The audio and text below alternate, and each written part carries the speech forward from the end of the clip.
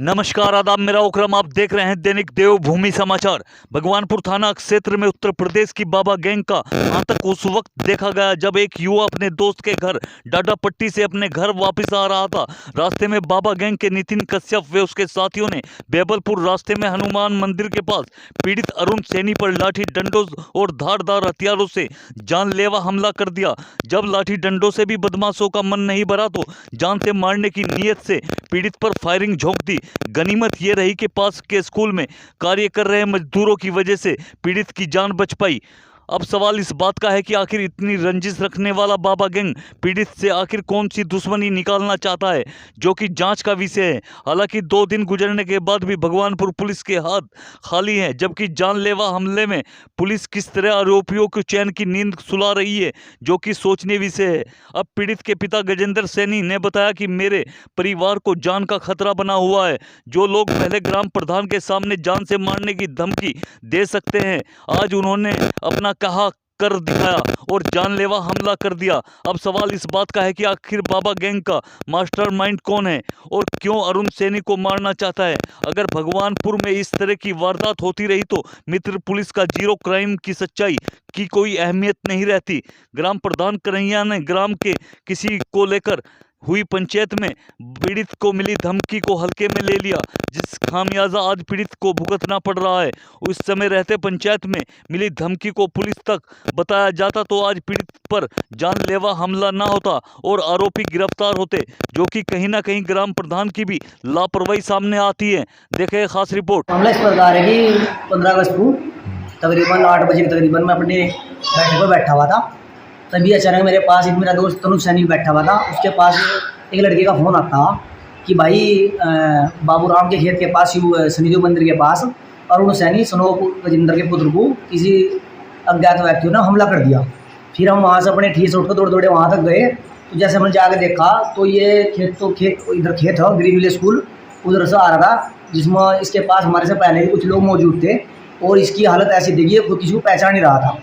इसका जो सर था, सर में ज़्यादा चोट थी, सरिये से वार किया गया था इसके ऊपर, सरिये भी वहाँ मौजूद मिले हैं और इसके सर में इस प्रकार से चोट थी कि ज़्यादा टांग के आए, इसके हाथ में चोट थी, इससे उठने चला नहीं गया। इसे 2-3 आदमी वहाँ से उठा कर लाए, डॉक्टर के यहाँ ले गए। फिर हमने उन लड़कों की इधर छानबीन भी की, भाई कौन थे, लाके मैंने ढूंढा तो हमें इस बारे में पता चल पाया। तो जैसा कि हमारा जो संकेत है, हमारा जो संदेह हो रहा, हम अभी कुछ पहले किसी मामले को लेकर हमने इसका फैसला करवाया था भाई का, मुजफ्फराबाद के लड़कों के साथ। तो फैसला मेरी बैठक में हुआ था। उसमें बात ये हुई थी कि भाई कोई भी व्यक्ति जिस तरफ से कोई गलती करेगा वो पहले मुझे बतावेगा। अगर उधर से गलती करता कोई मुजफ्फराबाद से तो मुझे अरुण भाई बतावेंगे, अरुण भाई गलती करता तो मुजफ्फराबाद वाले बताएंगे। तो उसके 2 दिन बाद मुझे अरुण भाई ने एक सूचना दी कि उन लोगों ने गलती की। उस गलती को मन न देखते हुए उन लड़कों को मैंने पास फ़ोन किया। एक नितिन सैनी कश्यप में डाटा जलालपुर का, मैंने उसे भी फ़ोन किया। एक दिनेश कुमार डी के बोलता अपने आपको मुजफ्फराबाद से, उसे भी फ़ोन किया। इन दोनों से मेरा फ़ोन किसी ने उठाया नहीं। फिर 2 दिन बाद उन लड़कों का फ़ोन मेरे पास था, नितिन कश्यप का और दिनेश डीके का। तो डीके कहता कि भाई वो गलती कर रहा है। मैंने कहा गलती तो आप भी कर रहे हो और वे भी कर रहा है, भाई इस प्रकार कैसे चलेगा मामला ये। तो उसने मेरी बात को न मानते उसने कहा कि प्रधान जी आप इस मामले में से हट जाओ, बीच में से जो मेरे से होगा वो कर लूँगा। फिर मैंने उसे भी थोड़ा तो समाते हुआ, भाई इतनी बड़ी बात बोला, मैंने उसे कहा भाई तेरे को होगा तो कर लिए, बाकी जो इन पकड़ होगा भाई ये कर लेंगे। इतनी बात कहने के बाद उसने मेरा फ़ोन काट दिया और वो अंजाम ही होगा आपके सामने भी हुई बता फायरिंग हुई है जी।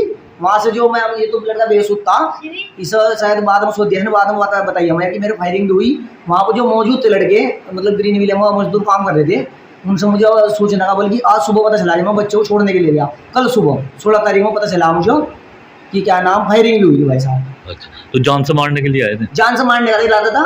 अगर ये अंधेरा ना होता ना और ये इधर उधर ना भागता, ये कभी एक मुख निकल कर उर्दू मुख निकल कर पेट मुख थोड़ा इधर उधर होगा तब बचाए, वरने से जान से मारने का इरादा था। अच्छा, क्या हुआ था तुम्हारे साथ?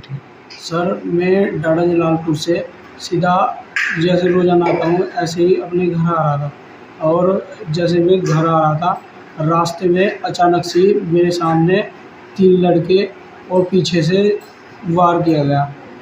सर मुझे बहुत मारा और सरिये से मेरे सिर पे वार किया और सर मेरे हाथ पे वार किया, मेरी आँख फोड़ने की वो करी। तो मैंने जब उनका हथियार पकड़ा तो उन्होंने मेरे जब से चाकू से जैसे वार करने लगे तो मैंने अपने गाड़ी छोड़कर और भागा, और उन्होंने पीछे से फायरिंग की भी कहा कि गोली मार, फायरिंग भी की, और मैंने जैसे तैसे कर अपनी जान बचाकर वहाँ से भागा।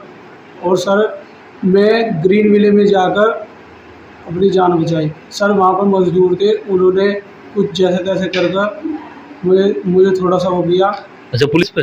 सर इस पर कोई कार्रवाई नहीं हो रही, कुछ अच्छा। भी नहीं हुई, ताहिर भी दे दिए। अच्छा, गैंग बताते हैं वो? सर बाबा गैंग नाम सुना है। बाबा और गैंग। उसमें मेरे एक बार उन्होंने सुपारी का भी वो किया है इसमें। अच्छा मेरा फोटो सेंड करके वो रखा है। अच्छा, ठीक। ये पहले से की कोई रंजिश चली आ रही थी, उसमें प्रधान जी ने फैसला करवा दिया था जिम्मेदार आदमियों को बुलाकर। सर इन्होंने ये हादसा मतलब इसे जान से मारने का इरादे से किया गया। सर आगे भी कोई ज़िंदगी में मतलब आगे भी मुझे उन आदमियों से बहुत खतरा है। वे इसके साथ नहीं, मेरे किसी भी परिवार के कोई भी सदस्य के साथ कुछ भी हादसा कर सके सर। अच्छा, जैसे कि रोकते में? सर मैं तो मौके पे नहीं था, मैंने और उससे सुना है कि मैं इसमें ये 3 लड़के हैं, इसमें सबसे ज़्यादा ये जो नितिन कश्यप है इसका सबसे ज़्यादा योगदान है। अच्छा, तो कौन सा? बाबा गैंग। बाबा गैंग कहाँ के लड़के हैं ये वैसे? ये एक लड़का तो ये डाटा जलालपुर का है नितिन कश्यप, और एक मुजफ्फराबाद का है, एक माजरी का है। अच्छा, और उनकी टीम? और उनकी साथी है। तो पुलिस ने कार्रवाई की कुछ? सर हमने तहरीर दी और डॉक्टरी रिपोर्ट भी लगा रखी उसमें। सर अभी तक कोई हमें तो लगा नहीं कुछ हुआ। ठीक।